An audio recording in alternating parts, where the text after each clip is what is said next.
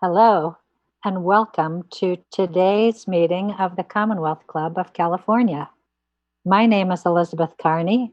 I'm the chair of the Business Leadership Forum at the Commonwealth Club and your host for today's virtual program, which is entitled Establishing a Culture of Intentional Integrity at Work. Hello, Ra. Elizabeth, how are you?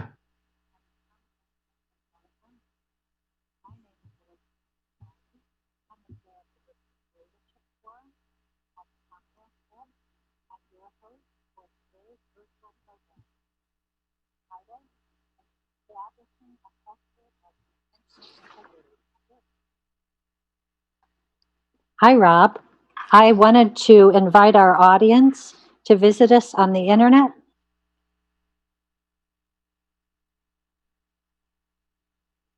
We're getting a little feedback loop here. Sorry about that.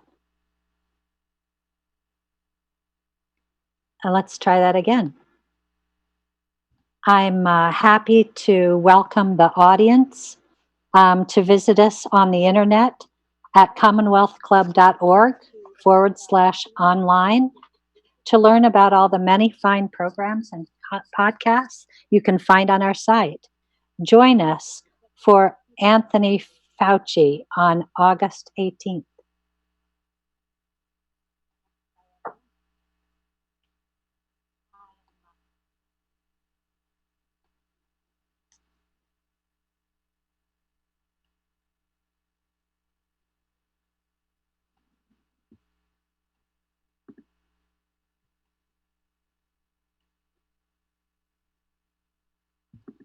So it's my pleasure to introduce Rob Chestnut. He's the author of Intentional Integrity, How Smart Companies Can Lead an Ethical Revolution. Rob was Airbnb's chief ethics officer, and before that, their general counsel, and before that, head of global trust and safety at eBay. He's a graduate of Harvard Law School. Welcome, Rob. Thanks for having me, Elizabeth. It seems like you had a lot of fun writing this book. I hope to hear lots of stories about what has made up this. But first, I wanted to hear from you. You want to start an ethical revolution. What is an ethical revolution? What did you want to accomplish when you started to write this book? Elizabeth, it's not for me so much of me wanting to start one. I think it's already happening.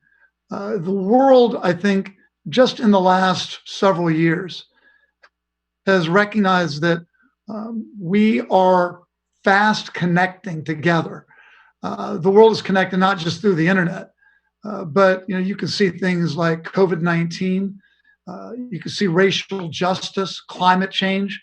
We're all being pushed to get out of our narrow lanes and think about actually something bigger than just, for example, how much money as a company we can make in a particular quarter.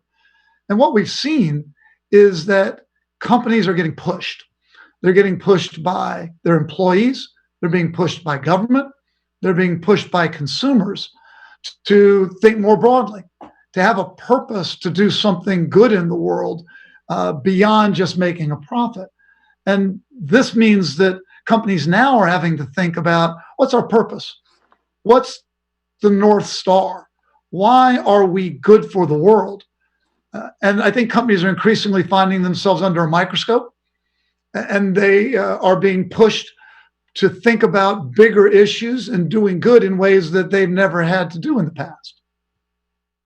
If you track back a little while, the context that you must have been in starting this writing project is around the time that the Business Roundtable finally came out to remind us that we had a responsibility not just to our stockholders, but to our stakeholders.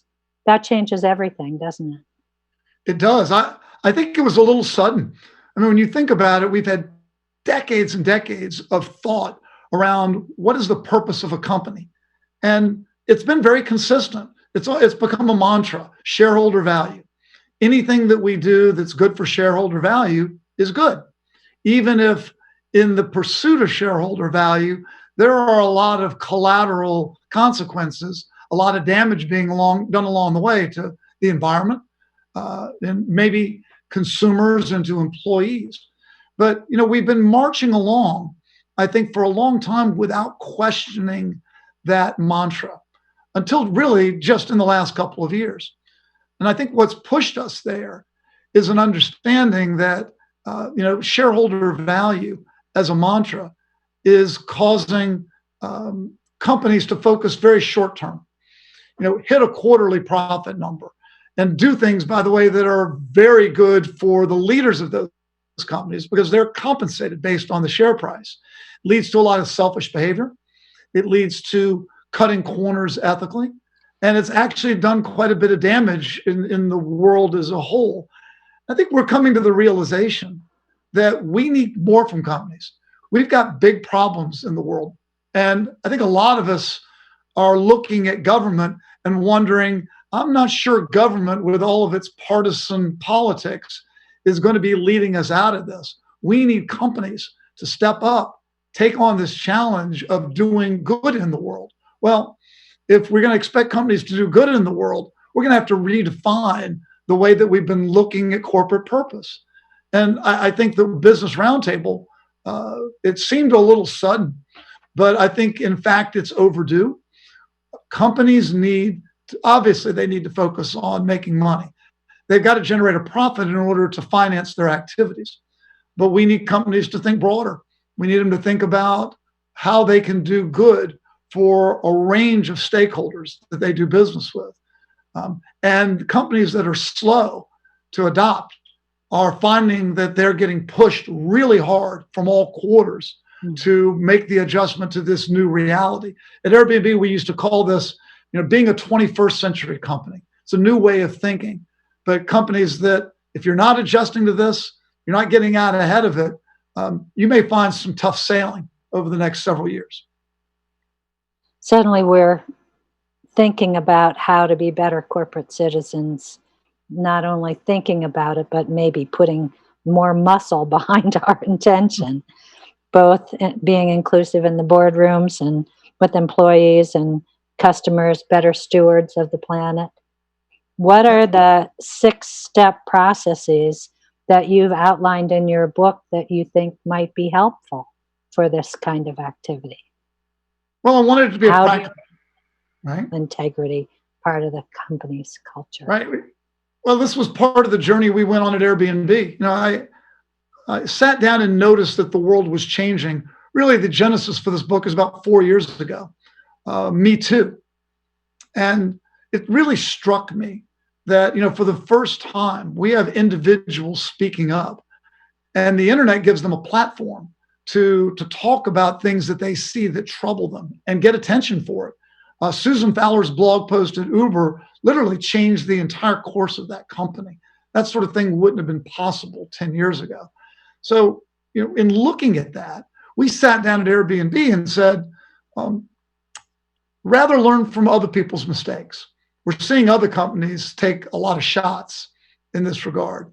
What can we do to be proactive and drive integrity into the culture of the company? And I think in doing so, how can we protect the brand and perhaps even drive the brand to be something that we're all proud of? So I started really by looking at, well, what have companies done in the past to drive integrity? Well, you start with a code of ethics, but it's ironic. How do most companies deal with a code of ethics? They go online, they find someone else's code of ethics, they copy it, they paste it, they put their own name up at the top, then they email it out to everybody and say, check a box, tell us you've read it.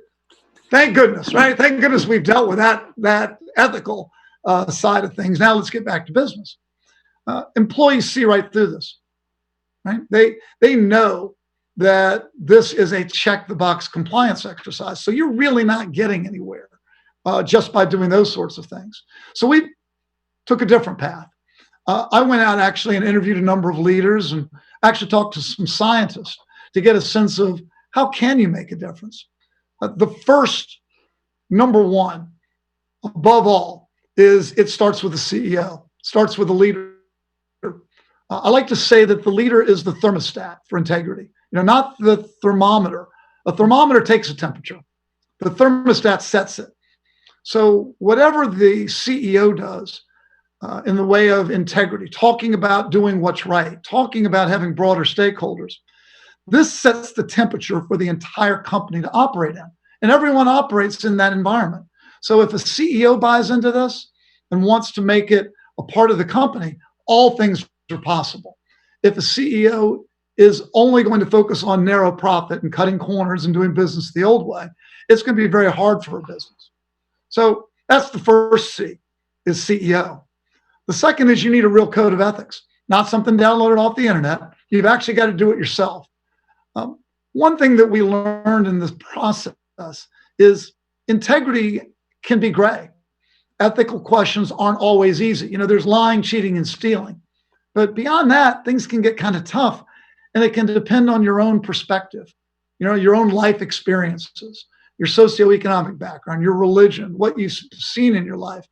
You don't want one person creating your code of ethics. That's like having Moses coming down from the mountain with the 10 commandments and saying, here it is, everybody. Thank goodness you've got me to figure this out for you.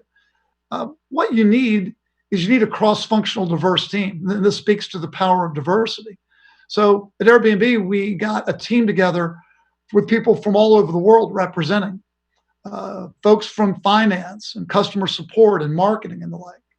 And we created a code of ethics that was in our own language, that was based on our values as a company and reflecting, I think, a lot of diverse perspectives.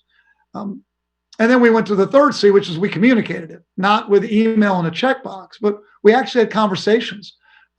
I went and did a world tour, actually talked at every office and had a conversation with employees about it. And I then took on speaking at every new hire orientation. I learned this from Meg Whitman at eBay, where she used to come in as the CEO every week and have a direct, human, authentic conversation with new hires. That sort of authentic, direct talk from a leader has a huge impact on employees and how they view their workplace. The fourth is you've got to have a way for people to communicate problems, right? They've got to have a clear reporting system so that if they see problems, they feel comfortable speaking up about it. You don't want a culture where people are quietly sitting at their desks, looking around, fearful to speak. You've got to have openness. The fifth are consequences. There have to be real consistent consequences when there are violations. And the sixth is that you have to have a constant drumbeat of communication. You can't have one company meeting, talk about the code of ethics, and never talk about it again. Adam Silver at the NBA told me that he looks at it almost like a television marketing campaign. You can't run one ad and expect to get everyone's attention. You've got to run multiple ads. You've got to mix it up. You've got to make it consistent over a period of time so that it soaks in with folks. But when it does, it can be really powerful. I think that the ideas that manifest the Airbnb culture were pretty powerful. But there was something else that you did that I really liked hearing about within Airbnb. Maybe it was called like Airbnb advisors or something. It was one of the ideas that most resonated with me because it wasn't just in the C-suite. What were the ideas and practices that you implemented around that? Well, ethics is too important to be owned just by legal and HR. I think in a lot of companies, that's where ethics lies. In reality, you want ethics to be something that's owned by everyone. I had the title Chief Ethics Officer at Airbnb, but it's not a one-person job. I used to say that I want 5,000 Chief Ethics Officers. So we thought about how do we get people to have a broader sense of ownership over this. Legal and HR are actually not, in many ways, the best place for it because people are scared of lawyers. They're scared of HR. It's like, oh, we don't want to go to legal with this. So what we did was we found a number of people around the company really care about integrity and values.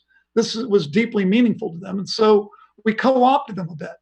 We found people who were senior enough to have good judgment and we trusted them, but not so senior that they'd be scary. People from marketing and sales and engineering and the like. They had day jobs. But what they volunteered to do in their spare time was to be ethics ambassadors or ethics advisors.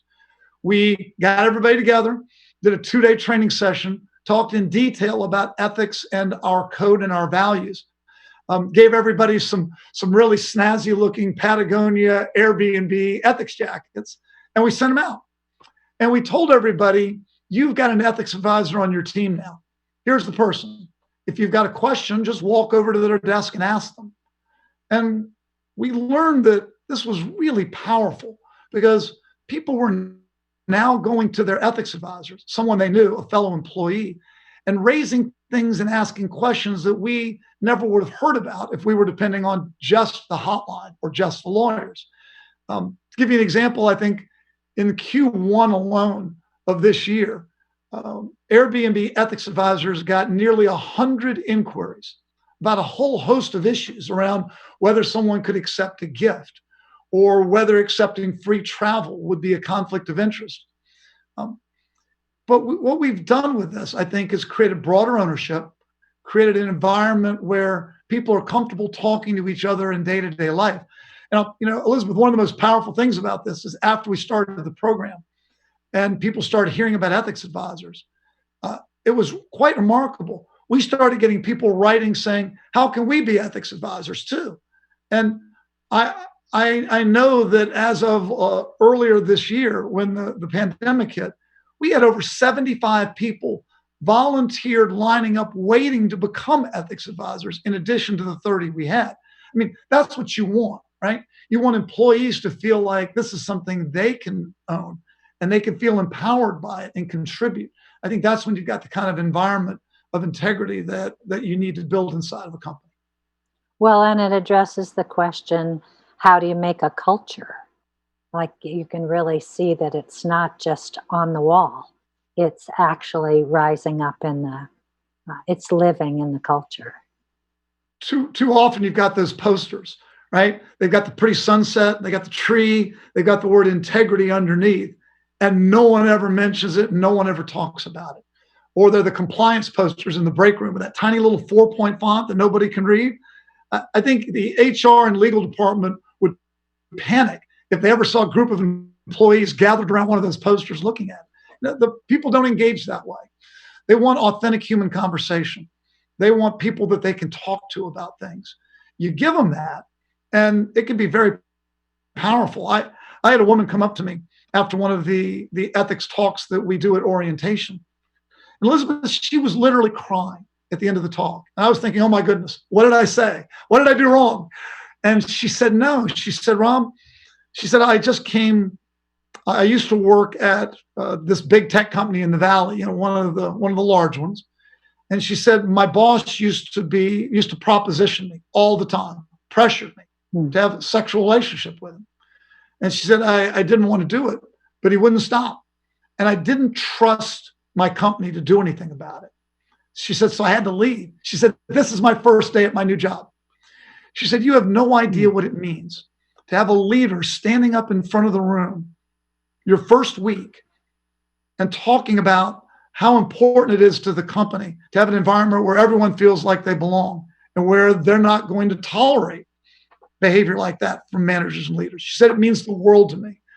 And that's what you want. You want to reach people with authentic human conversation. That's so great. I'm wondering how it's been with COVID and the difficulties with downsizing, and I know our audience wants to hear what has that been like at Airbnb, and how has it been for you? Yeah. You know what?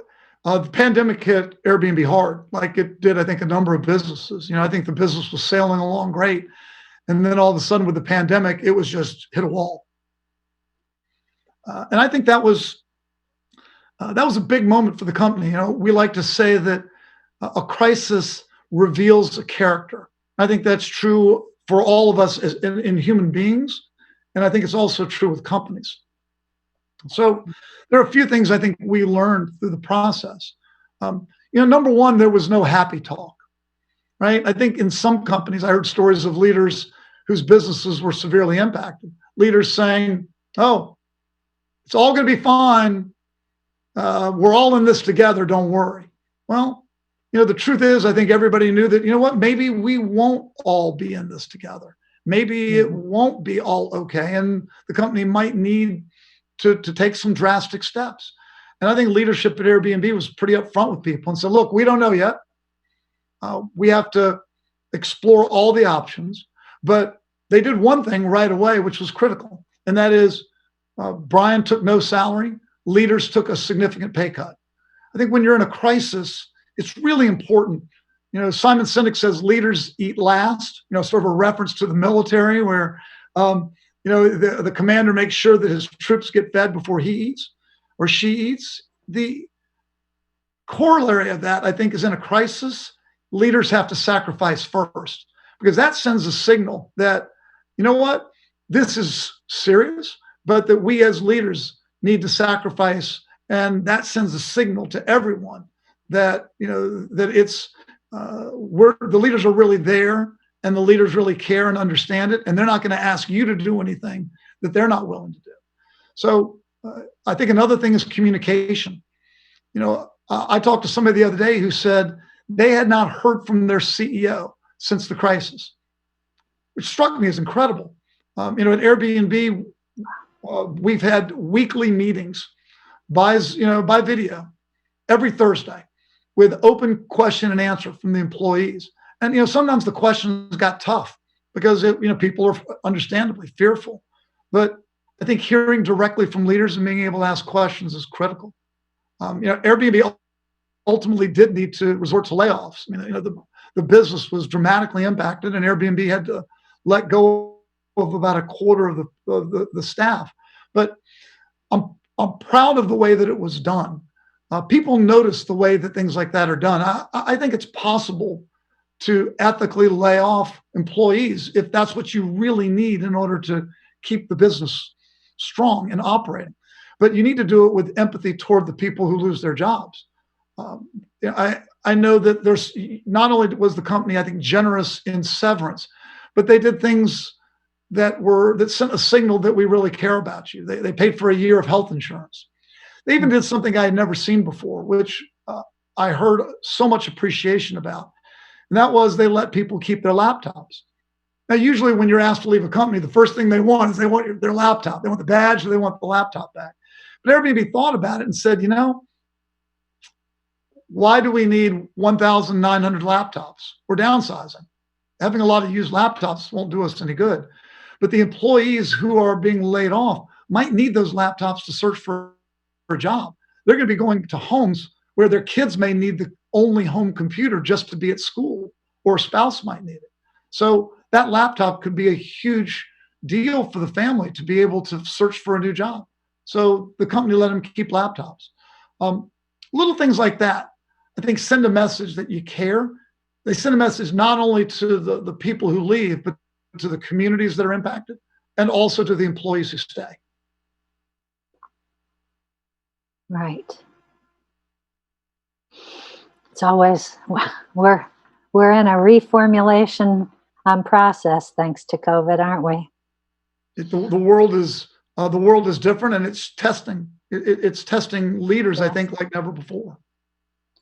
I noticed the role of your company inside the company we've been talking about. What about the role of the company outside of the organization? How they contribute to society, provide value, like you mentioned, Dyson has stepped up in some particularly interesting ways. Sure. I mean, Dyson, when there was a shortage of ventilators early in the crisis, Dyson on its own noticed, hey, wait a minute, the way that our vacuum systems operate is very similar to ventilators. And they recognized that, what, maybe we can't build ventilators, but we can repair them. There are so many thousands and tens of thousands of ventilators that are out of service that were in need of repair. On their own, the employees downloaded the service manuals, and they put out the word that they could repair a number of these ventilators, and they did. And the first batch that they did a dozen over the first weekend. It was so successful that they took one of their factories and repurposed it so that they could do 1,000 a week. So, companies often have resources that, if they're willing to think about how those resources can be used to help others, it can be tremendous for the brand and very inspiring for the employees involved. Companies need to be thinking, particularly in a crisis, about how they can contribute. What are their assets? And maybe it's small. We had a tremendous movement here in Silicon Valley around snacks. The companies recognized that with everybody going home, there were these offices that were filled with snacks for employees that were just sitting there going stale. While at the same time, there were a series of family shelters that were used to getting food from restaurants that were now closed. They badly needed food. So even companies that were struggling were able to raise their hand and say, you know what, these snacks, we don't need them anymore, and they can be put to a better use. And they were able to team up with the family shelter and get those snacks picked up at the offices and delivered to families in need. And that sort of thing made a big difference. So, every little thing you can do in times like this means a lot. It's a process of becoming human too, isn't it? It is, and that sounds funny, right? We need our corporations to become more human. Uh, Um, Rob, I'm starting to get questions from the field. Maybe we'll just kind of weave that in since there seems to be a demand for asking. Let's do it. Sure. There's one from Leon Kamenovich who says, speaking about corporate purpose, Dee Hock wrote, we are in the midst of a global epidemic, also of institutional failure of organizations unable to achieve the purpose for which they were created. Do you think that this is the cause of problems, the inability to achieve the purpose rather than not paying attention to it? I believe in the power of people binding together to figure out creative ways to achieve their purpose. What I've seen are companies that are a bit lost. They don't understand their purpose. They haven't thought through their purpose. What they've done is they've confused purpose with size.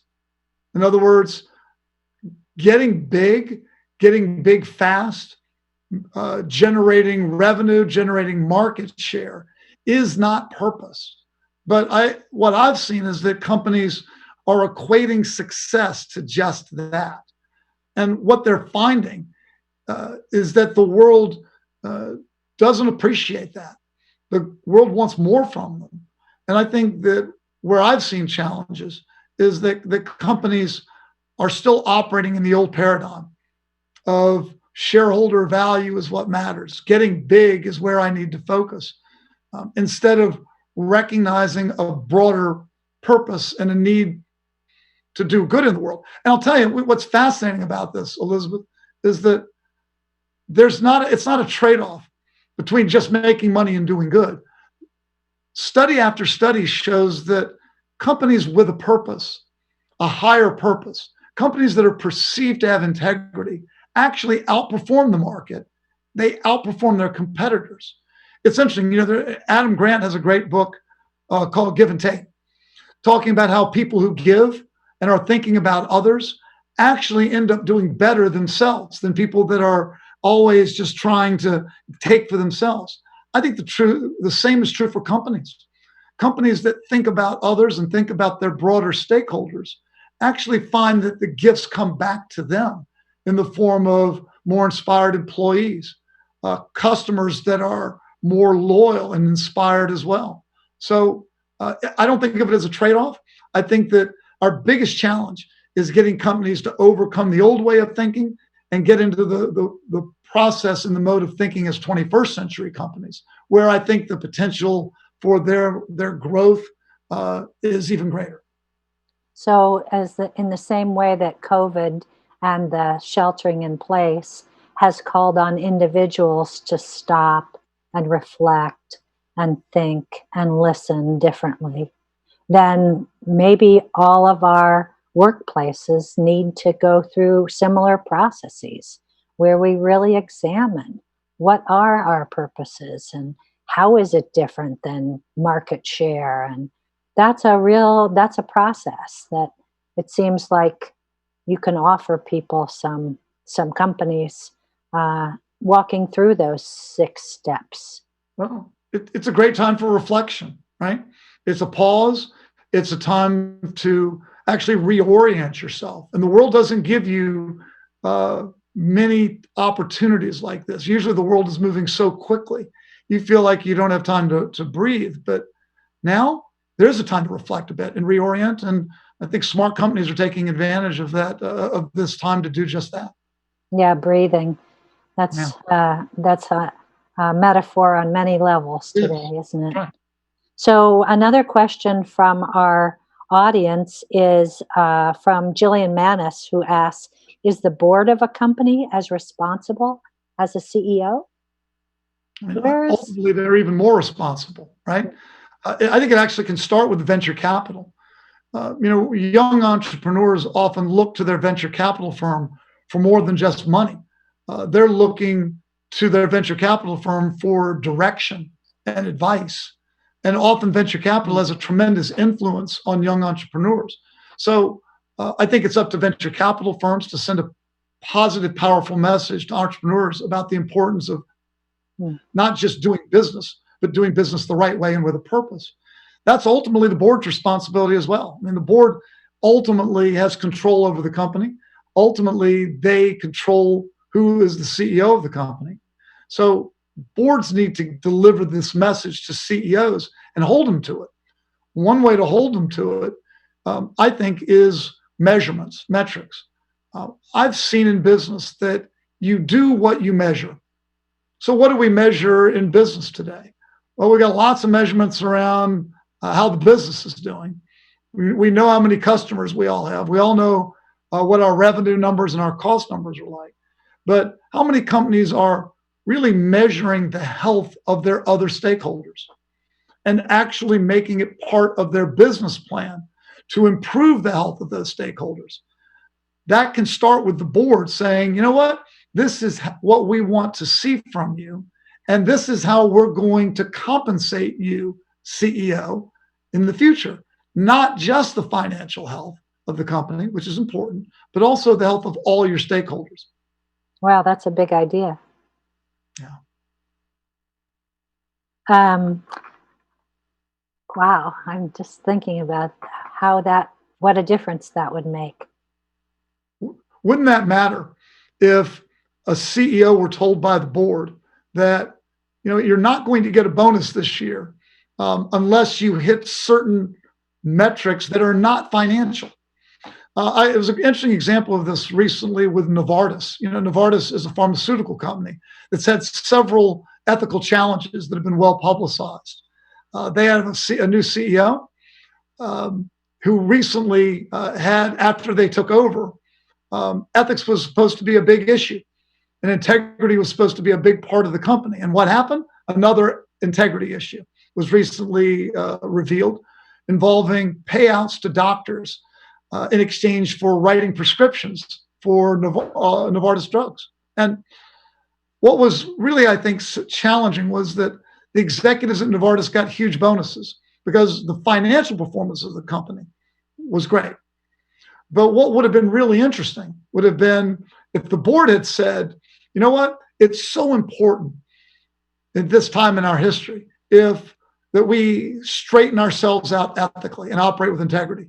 And if there's a significant integrity issue that comes out during the year, that would be a disqualifier and there will be no bonuses. Imagine if the CEO and the executive team got that message, how that would cause focus to shift just a little bit away from trying to make as much money as we can and making money in a way that's also got integrity. So what should an ethics or compliance function be measuring then? Yeah. Well, that's another interesting question. I've had people come to me and say, well, Rob, we don't really have anything to worry about. We've got a hotline and we hardly ever get any complaints. So that must mean we don't have any issues. My sense of it is that everybody's got issues. Integrity actually comes up in the course of doing business every day. So a hotline with no questions or no reports, to me, is an employee base that's either not thinking about integrity, or even worse, they see problems, but they're afraid. They don't want to report it because they're afraid of what it might mean to their career. I think a healthy sign is actually an active reporting hotline, one that has a number of issues that are not hopefully major issues, but they're hopefully questions that get raised about gray areas, because it shows that there's an awareness among employees about some of the challenges. We would look to the ethics advisors. Are people talking to our ethics advisors? And if so, what are they talking about? So there are a number of things I think that you can measure to get a sense of the ethical health of your organization. Another, by the way, are our anonymous employee surveys. But too often, I think the only one that companies are looking at are how many hotline reports do we have? And unfortunately, I think that might not be the right thing to be watching. What would be the best? Christiana asked, you do what you measure the best. We've heard that for a long time. So what would be that best measure then? Yeah. I would measure things like what are our employees saying about this? I would create anonymous surveys where you can simply ask the question, do you believe that your company operates with integrity? Have you seen ethical issues swept under the rug at the company? Would you feel comfortable raising an ethical issue if you saw one? And if you could get honest answers to those questions and start measuring the scores, I think you're going to now get one level deeper than just the hotline reports. So when you're doing things like that, and you're measuring the number of reports ethics advisors are getting, as another way to look at this. And then maybe you can also have one more measure of have you had a significant brand altering integrity issue? And those are the ones you want to avoid. But those are things that you can put strong incentives in place for managers to make sure don't happen. Those are the sorts of things I would look at. So you could repurpose this idea of you're a better manager if you've gone through failure, to use those failures to really have deep learning within the company. You can't be afraid of mistakes. You don't want a culture where people are afraid of mistakes, because mistakes are human. And so what ends up happening is you don't end up with a culture of no mistakes. You end up with a culture of no one talks about mistakes and no one learns from mistakes. Another thing I like is a culture that actually rewards speaking up. So how many people work at a company where they've actually seen someone publicly rewarded for speaking out about something that's difficult, or raising an ethical issue? One thing we did at Airbnb was we created this small award called Integrity Yetis. So they're Yeti water bottles. I've got one here. It's got the integrity branding on it. They're very nice metal water bottles. They're $30, right? And what we would do was, if someone raised their hand and asked a good question related to integrity or doing the right thing, or spoke up about an issue, we would award them with an Integrity Yeti. And to give you a great example of this, one day I was standing at my cube. We work in these open desking environments at Airbnb pre-pandemic. I was at my computer, and a mid-level manager from IT walked over to me and said, "Rob, I noticed that when you left your computer a little while ago, you didn't lock the screen." I said, "Oh no." I'm thinking to myself, he's right.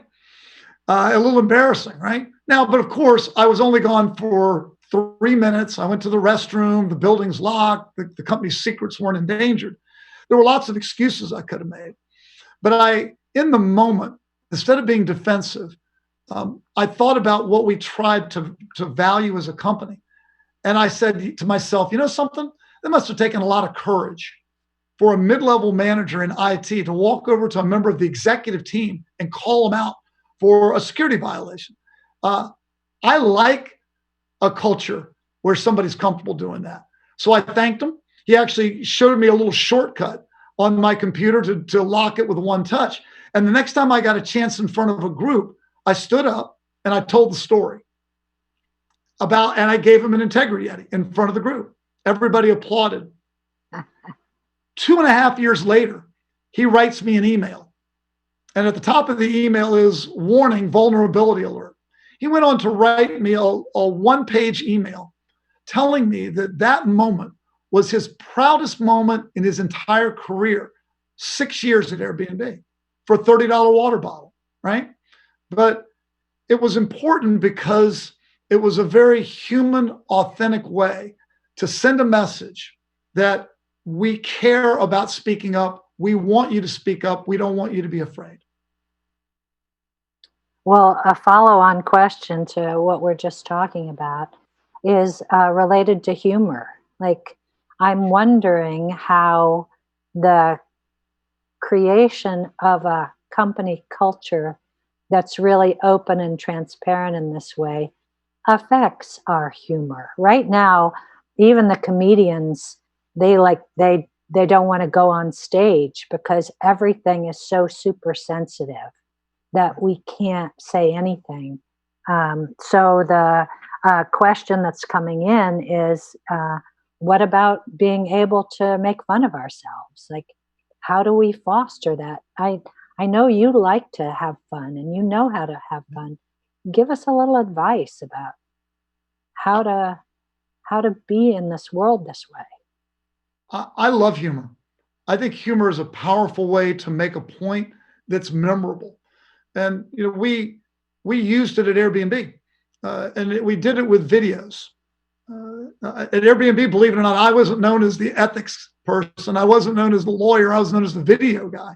And the reason is we challenged ourselves to get beyond these 1 hour long third-party created videos, like the sexual harassment video that some third party creates. And you just hit the button and bounce.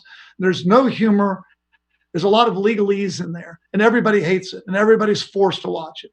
So I actually talked to my kids about this, and they laughed. They said, who would ever watch a video more than 3 or 4 minutes long? They're on YouTube all the time.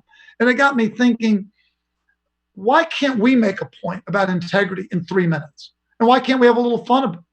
So what we started doing was we started making a video every month at Airbnb, a different integrity topic each month. And we did it. There was no budget. In fact, I'll show you the camera. Here's the camera, the video camera that we used to record it, my phone. The acting was terrible. And I can say that because I was the actor in a number of the little 3-minute videos. There was no redeeming acting value at all in this. And the scripts were weak for any sort of a journalist or a media perspective. But you know what they were? They were authentic. They featured Airbnb employees acting out different situations in a funny way that demonstrated integrity challenges.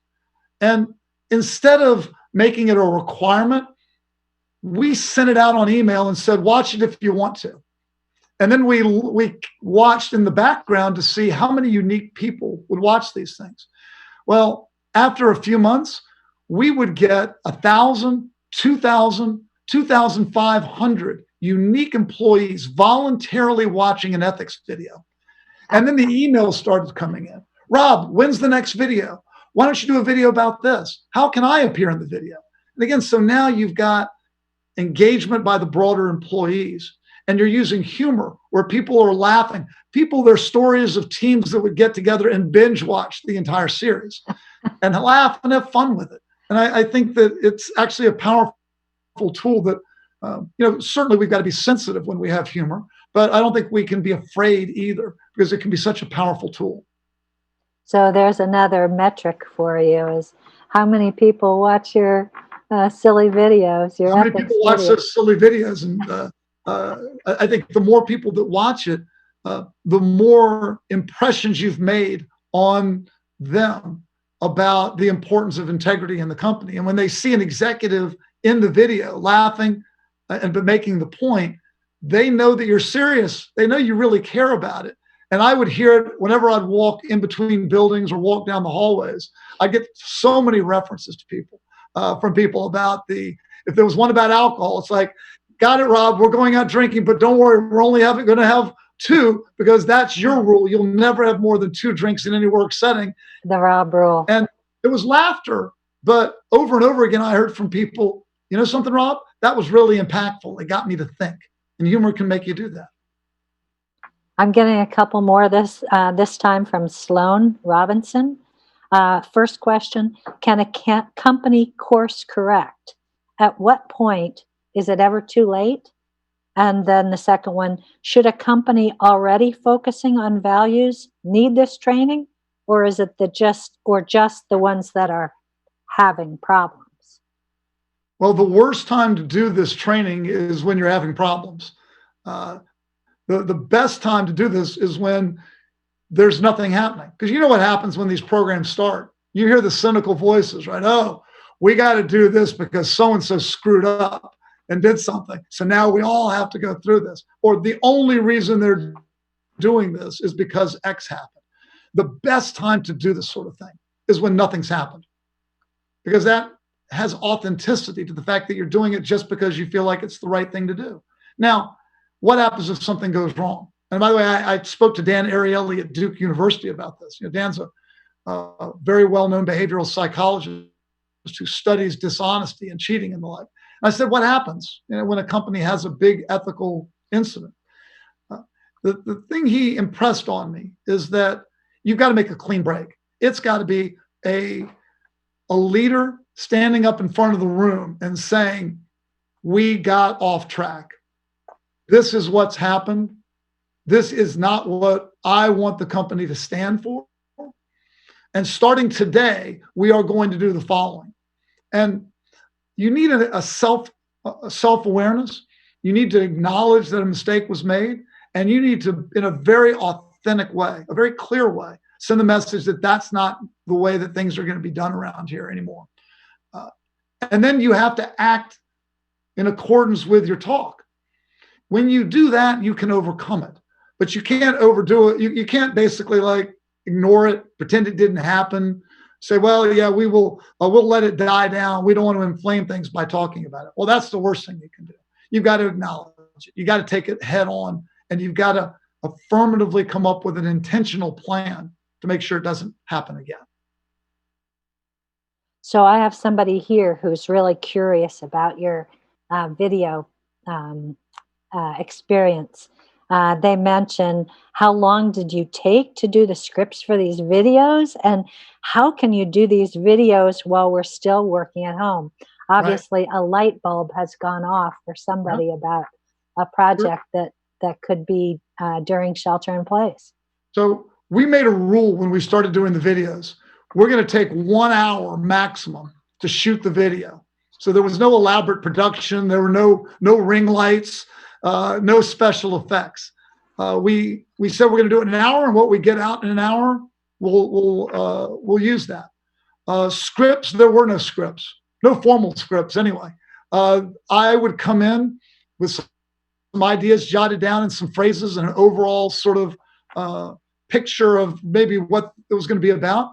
And we would have a half a dozen people throwing in their ideas. They'd come up with a funny line. And then it's like, all right, we got it, let's roll.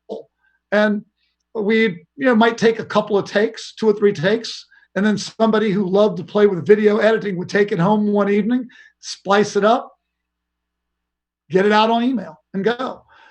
The charm of this sort of thing isn't that it looks like Steven Spielberg. The charm of it, in fact, is that it looks rough. It looks like a home video. It looks like some lawyer who's got a cell phone did this. But that's what gives it authenticity. That you got to get away from these third-party produced videos. You can't outsource integrity. You can't do it. It feels far better and more powerful when it's homegrown. I think the subtitle for this talk will be "You Can't Outsource Integrity." What a great buzz line to take away. So let's ask about your experience a little bit. It doesn't sound like you had a large department that was working underneath you. Well, when I was the general counsel of the company, we had a big team of like over 150. And that's when I started the ethics program. But I took it on as my own side project. There was no budget whatsoever for it. I borrowed a little money from legal's budget with permission to get the Integra Yetis done. We got, I think, 50 Integra Yetis at $30 each. But otherwise, it was using the phone and using someone's in-house expertise for the videos. I didn't have a big staff, but I felt that you can actually use that to your advantage. That's when we created the Ethics Advisory Program. If I can't have a team, I'll co-opt everybody else's team. It's actually going to be a lot more powerful anyway if it's something more broadly owned. So if you can do the little homemade videos, you can do the orientation talks, that's free. You can use people from around the company who care about this to be your ambassadors. You really find that this isn't about money. Integrity is really not about money. It's really about heart. It's about caring. Mm-hmm. And if somebody wanted to become a chief ethics officer, what background would you give them? What advice do you have for them about how to become that? That's an evolving field, Elizabeth. I was looking the other day, a company called Ethisphere looks at the world's most ethical companies. And even at the world's most ethical companies, I think only about a third of those companies have a chief ethics officer. The number's growing, though. I think it's become something more popular in the last few years. And you see people from a lot of different backgrounds. I think law is one natural sort of path. HR might be another one. But what I think really matters the most is, does the CEO trust your judgment, right? Does the business trust your judgment? If people have confidence in your judgment and you have the ability to communicate and to influence people in a positive way, then I think that's the skill set that can be most powerful. But look, the business has to want you in the room as a senior leader. They have to trust your judgment to help them make the tough ethical calls. And frankly, those are skills that can come from anywhere. One of the popular and promising trends at the moment is seeing women leaders, seeing leaders of countries or companies, and comparing the actions and successes of those places, lining them up as at least correlations with women's leadership. Do you have any thoughts about where that comes in this conversation? Well, I just saw a survey the other day coming out of the UK. They looked at the exchange over there, the FTSE, and they divided the companies into 2 groups. One group has 1/3 or more women in leadership.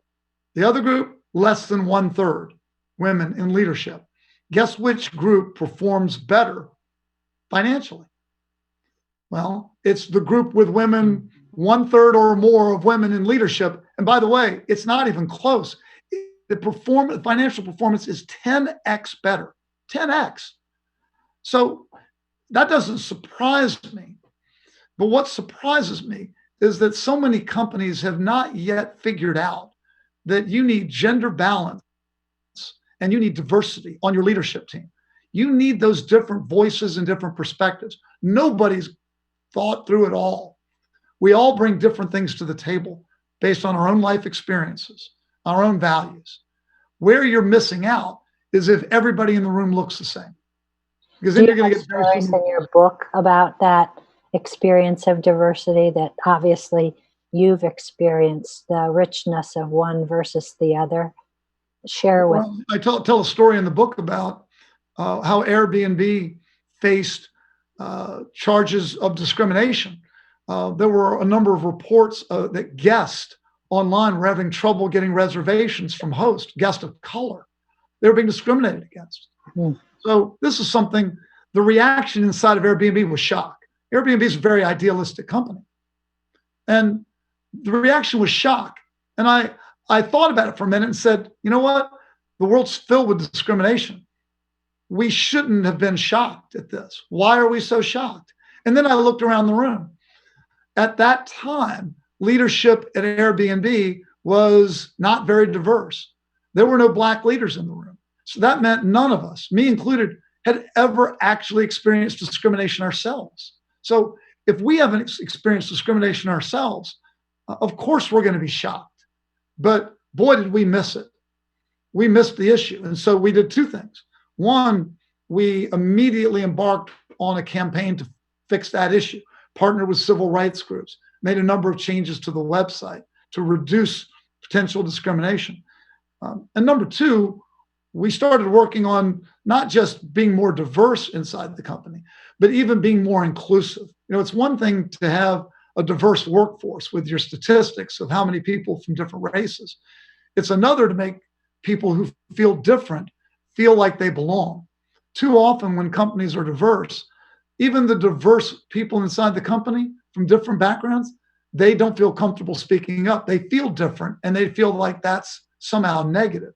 The key is, can you help these diverse voices feel comfortable and help everyone understand that that difference is their superpower? That's the voice that we need at the table. And that's what's going to help prevent future mistakes. So that was a powerful learning lesson for us at Airbnb. So I'm not surprised, though, that we're seeing companies that figure this out and get ahead of the curve are going to be at a real advantage in the market. There's a question from Christiana from Greece. And she says, that Plato and Socrates, actually, the initiators Yeah, of some sure. of these conversations. How about introducing other cultures' ethics perspectives? A great diversity opportunity for cultures to engage other cultural perspectives. She's right. To me, diversity isn't just about the color of your skin. It's about your background, how you were raised, what part of the world you come from. You know, when we were working on the code of ethics at Airbnb, I was really worried. How do you come up with a code of ethics that works for a global company? Take hugging. We actually talked about hugging. Can you hug anybody at work anymore? Well, if you ask people in a number of European countries, they say, are you crazy, Rob? Of course. We hug everybody every day. But you ask people in other parts of the world, and they're like, you know, perfectly warm, wonderful people, but like, don't touch me. So how do you listen to these different voices and come up with policies and approaches to ethics for a global company? I'll tell you one thing, it's challenging, but you're really going to have a big miss if you don't listen to the different voices from all around the world. And maybe that's where our humor conversation comes in. Oh. That's right, yeah. So there was a question about the report from UK that you mentioned. There's a audience member who would love to know if you know the name of that report, or the one that mentions women having if you have a third women in your. I'll extend this offer to the questioner and to anybody else who attended today. Reach out to me on LinkedIn, connect with me on LinkedIn, send me a note, and I'll send you a link to the article. And by the way, I'm on LinkedIn every day. I love talking about integrity-related issues. So if this resonates with anybody and they want to engage in the conversation further or have different questions that we didn't get to today. I love this stuff. Reach out to me directly. What a great offer. And maybe part of what we want to do is bring up the fact that your book is just hot off the presses. Intentional Integrity: How Smart Companies Can Lead an Ethical Revolution. Congratulations. Thank you for raising that. Right, the book's just been out a week.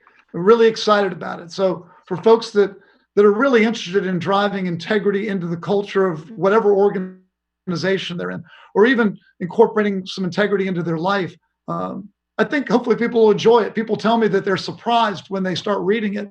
There's no Plato or Socrates. It's very practical. It uses humor and a lot of stories. So I hope folks enjoy it and get a lot from it. And it's fun the way you are. So at this point in the conversation, I would normally mention that we only have time for one more question. But since our conversation is virtual, I get to ask the question. All right. So how optimistic are you about the future?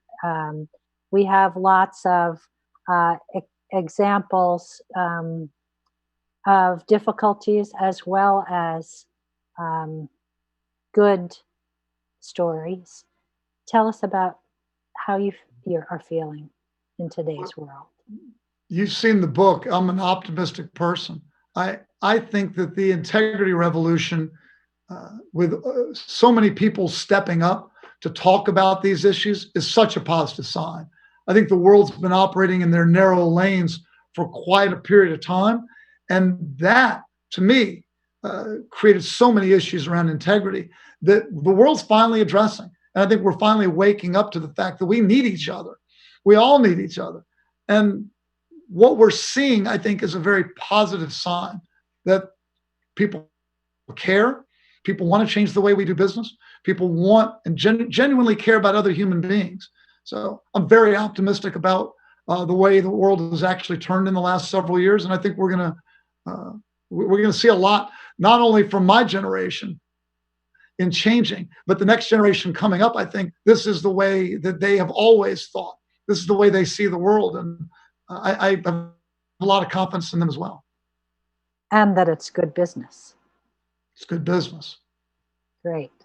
Well, I want to thank you so much for this wonderful conversation that we've had together. All of our programs have moved online, and we want to invite the audience to visit us on the internet at commonwealthclub.org/online to find this program, to find other fine programs, to find podcasts that you can use your different readers to listen to. I want to invite anyone who's listening to join as a member. I want to thank you, Rob, for joining us today, and our audience online, and our radio audience, and encourage our upcoming programs, including Anthony Fauci on August the 18th. Please come back for that.